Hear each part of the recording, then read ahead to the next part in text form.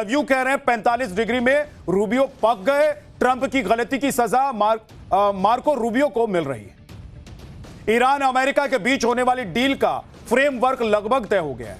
अभी दोनों तरफ से डील पर ऑफिशियल सिग्नेचर नहीं किए गए, लेकिन बात बन गई है ऐसा बताया जा रहा है। ऐसे में हॉर्मुज के खुलने का रास्ता भी साफ होता दिखाई दे रहा है। ईरान ने हॉर्मुज से 32 जहाजों को निकलने की मंजूरी दे दी है, लेकिन क्या स्विच ऑन ऑफ की तरह हॉर्मुज खुल जाएगा और सब कुछ बैक टू नॉर्मल हो जाएगा? क्या इतना आसान है सब कुछ? आज पूरा डिटेल आपको बताने वाला हूं, पूरा चैप्टर आपके सामने रखूंगा। वहीं ईरान के बाद ट्रंप अपने दूसरे मिशन पर लग गए हैं। अब्राहम अकॉर्ड पर अब ट्रंप मुस्लिम देशों से जबरन साइन करवाने पर तुले हुए हैं और इसमें सबसे पहला नंबर है पाकिस्तान।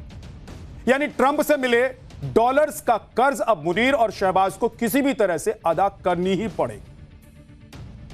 दुनिया में चल रहे बवंडर के बावजूद पीएम मोदी अडिग खड़े हुए हैं। आज पीएम मोदी का पिछले एक हफ्ते का जो रिपोर्ट कार्ड है वो आपको दिखाने वाला, जिससे पता चलेगा कि मोदी ने कैसे सब कुछ संभाल रखा है।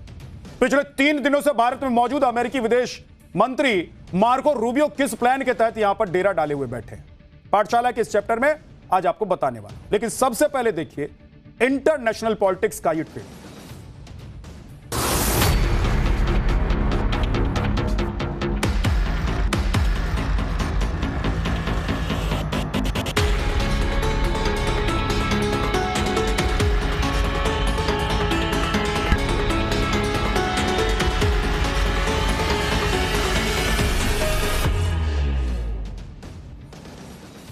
ईरान और अमेरिका के बीच कुछ चीजों पर बात पक्की हो गई है। उम्मीद की जा रही है कि अब जल्द ही दोनों देशों के बीच जंग रुक सकती है।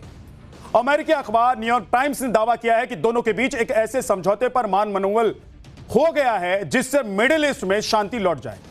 लेकिन इस महाडील पर फिलहाल बड़े नेताओं ने साइन नहीं किए, लेकिन डील का शुरुआती फ्रेमवर्क तैयार कर लिया। रिपोर्ट के मुताबिक फॉर्मेलिटीज पूरी होने में कुछ ही दिन लग सकते हैं और ईरान के फॉरेन मिनिस्टर अब्बास अराक्ची और मुख्य वार्ताकार मोहम्मद बाघेर अचानक कतर पहुंच गए और कतर के प्रधानमंत्री मोहम्मद अल तानी के साथ उनकी मीटिंग है।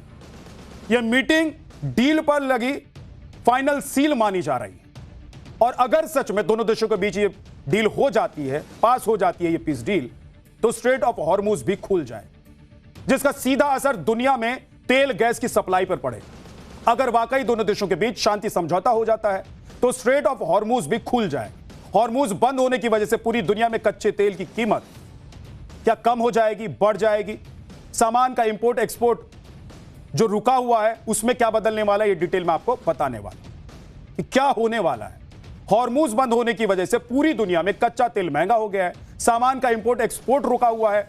ऐसे में दोनों देशों के बीच समझौता एक गुड न्यूज है पूरी दुनिया के लिए, क्योंकि इससे सब कुछ वापस लाइन पर आने की उम्मीद है।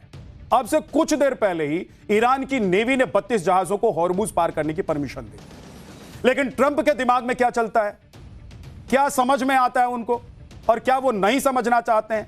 एक तरफ तो अमेरिका डील की बात कर रहे हैं वो, और दूसरी तरफ ट्रंप क्या क्या पोस्ट कर रहे हैं वो भी आज आपको दिखा रहा हूं। ये देखिए कि ट्रंप का ये जो पोस्ट है ये क्या है। एक फाइटर जेट के नीचे बंदे बम की तस्वीर ट्रंप ने पोस्ट की है और उस पर लिखा हुआ है thank you for your attention to this matter. एक और एआई से बनी तस्वीर ट्रंप ने पोस्ट की है जहां एक अमेरिकी रीपर ड्रोन ईरानी नौसेना के एक जहाज पर हमला करता हुआ दिखाई दे रहा है। पोस्ट के ऊपर ट्रंप ने लिखा है एडियोस, जिसका मतलब होता है अलविदा, बाय बाय, गुड बाय। अब ट्रंप ये क्यों कह रहे हैं भाई? जब दोनों पार्टी में शांति को लेकर बात हो रही है तो फिर इस तरह के पोस्ट क्यों करना? इसमें तो आप कहिए कि जब सब कुछ ठीक हो रहा है तो जबरदस्ती आप एक पेच घुमाने की कोशिश कर रहे हैं, पेच लगाने की कोशिश कर रहे हैं। अब इसके पीछे वजह ईरान के एनरिच्ड यूरेनियम को माना जा रहा है। दरअसल ये एनरिच्ड यूरेनियम ही है जो परमाणु बम बनाने के काम आता है और ईरान पर लगे तमाम प्रतिबंध और पिछले करीब 2 महीने से चल रहे युद्ध के केंद्र में भी यही एनरिच्ड यूरेनियम है। न्यूयॉर्क टाइम्स की रिपोर्ट के मुताबिक ईरान अपने एनरिच्ड यूरेनियम को हटाने पर हामी भर सकता है, लेकिन यह कैसे होगा, कब होगा, यह सब अभी फाइनल नहीं हुआ है और इसी मुद्दे पर अभी भी बातचीत चल रही है।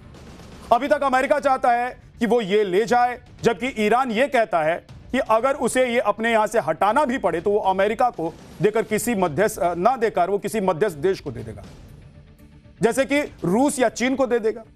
यूरेनियम वाले मुद्दे पर दोनों देशों की गाड़ी बार बार आकर अटक जाती है। अब कहीं ईरान इस स्टैंड से पीछे ना हट जाए, शायद इसीलिए ट्रंप डील की बात के साथ बीच बीच में धमकी वाले पोस्ट भी करते रहते हैं, थोड़ा थोड़ा धमकाते रहते हैं। दूसरी तरफ ईरान से मामला सुलटाने के बाद अब ट्रंप अपने मिशन अब्राहम अकॉर्ड में लगे हुए हैं। ईरान को धमकाने धकियाने के बाद अब बारी आई है मुस्लिम देशों। ट्रंप ने साफ साफ कह दिया है कि जो मुस्लिम देश अब्राहम अकॉर्ड का हिस्सा नहीं है उन्हें अब यह समझौता साइन करना पड़े। एक लाइन में अगर आपको बता दूं और समझा दूं तो यह कि जो मुस्लिम देश अभी तक इजराइल के खिलाफ जहर उगलते थे, उसे गलियाते थे, उन्हें अब इजराइल से अपने रिश्ते सुधारने होंगे। ट्रंप ने बताया है कि इस मुद्दे पर उनकी सऊदी अरब, यूएई, कतर, पाकिस्तान, तुर्की, इजिप्ट और जॉर्डन, बहरीन के नेताओं से बात हुई। यूएई और बहरीन पहले से ही समझौते का हिस्सा है। ट्रंप ने कहा है कि इन सारे देशों को समझौते पर साइन करना जरूरी होगा, कोई ना नुकुर नहीं चलेगी। इसके लिए सऊदी अरब और कतर इस पर तुरंत साइन करें और फिर दूसरे देश उन्हें फॉलो भी करें। जिन देशों को इसमें साइन करना है उसमें पाकिस्तान का नाम भी है। आगे ट्रंप ने लिखा है कि अगर कोई देश इसमें शामिल नहीं होता है तो उसे इस डील का हिस्सा नहीं बनाया जाए, क्योंकि यह बुरी नीयत दिखाता है। यानी कि अभी ट्रंप के नाम पर जो पाकिस्तान उछल रहा था, अब उसके नाक का कर्ज चुकाने का, उसके नमक का जो कर्ज है वो चुकाने का भी टाइम आ गया है। पाकिस्तान की तो पूरी इंटरनेशनल राजनीति ही इजराइल के खिलाफ जहर उगलने की रही है।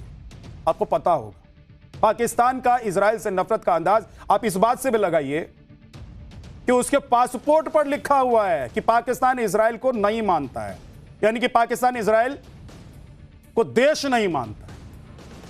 अब अगर पाकिस्तान इस समझौते पर साइन करता है तो उसे इजराइल को गले भी लगाना पड़ेगा और देश भी मानना पड़ेगा, और साइन नहीं करता है तो उसे उल्टे ट्रंप का गुस्सा झेलना पड़ेगा। ट्रंप लतियाएंगे अलग, पाकिस्तान को पता है। ट्रंप जो शह और मात का गेम खेल रहे हैं वो सब पीएम मोदी पहले से ही भांप कर बैठे हुए। 2 महीने से ट्रंप अपने बयानों और अपने एक्शन पर जैसा यू टर्न मार रहे थे वो सब मोदी पहले से ही समझ गए।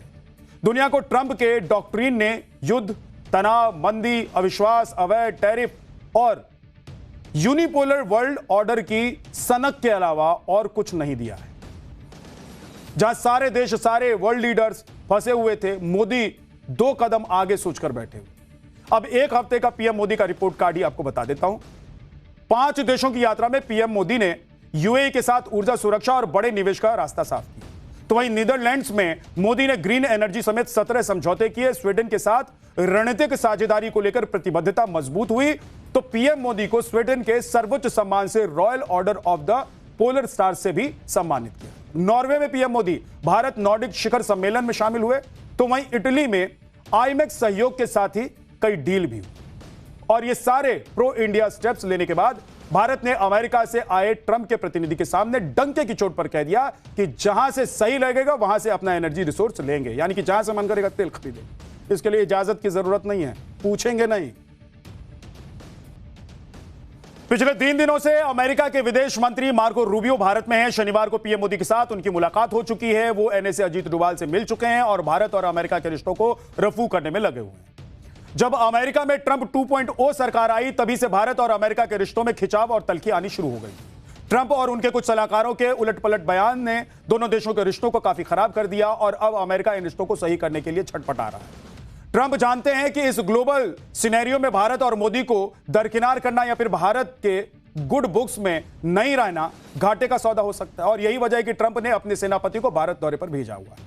वो भी तब जब चीन में ट्रंप की घनघोर बेइज्जती हुई है। पाकिस्तान ने ट्रंप को ठग लिया है। जब यूरोप ट्रंप की सुनने को तैयार नहीं है, ऐसे में समय लौट के ट्रंप प्रशासन फिर से भारत का रुख कर रहा है। अमेरिका के विदेश मंत्री मार्को रूबियो और उनकी पत्नी जेनेट रूबियो आज ताजमहल देखने के लिए भी पहुंची। वहां जाकर आइकॉनिक डायना बेंच पर फोटोशूट उन्होंने करवाया और इस दौरान अमेरिकी राजदूत सर्जियो गोर भी उनके साथ मौजूद रहे। भारत में इस वक्त प्रचंड गर्मी का मौसम है। कई जगह तो टेंपरेचर 45 डिग्री के पार चला गया हुआ है, और ऐसे में भी सुबह 10 बजे जब मार्को रूबियो और उनकी पत्नी ताजमहल पहुंचे तो उस वक्त आगरा का टेंपरेचर 41 डिग्री था। कितनी गर्मी में घूम रहे हैं आप, समझ रहे हैं क्योंकि जहां ये लोग रहते हैं वहां पर गर्मी का कोई एहसास भी इनको होता है, लेकिन अभी काम है तो 45 या 50 डिग्री में भी घूमेंगे भाई। इसके बाद दोनों राजस्थान पहुंचे और वहां जयपुर के फेमस आमेर फोर्ट घूमने के लिए गए, वो भी दोपहर 3 बजे, जब बहुत ज्यादा गर्मी होती है, जब राजस्थान के ज्यादातर हिस्सों में लू चल रही होती है और टेंपरेचर 45 डिग्री तक पहुंच गया होता है। ठंडे देश से आए विदेश मंत्री की एक तरह से कहें तो यह अग्नि परीक्षा चल रही है, या धूप परीक्षा भी आप कह सकते हैं, सन परीक्षा चल रही है। अब भारत में आयोजित एक इवेंट में ट्रंप ने अमेरिकी राजदूत सर्जियो गोर को फोन किया और भारत और मोदी की तारीफों के पुल बांधने शुरू कर दिए उन्होंने। एक बार सुनिए।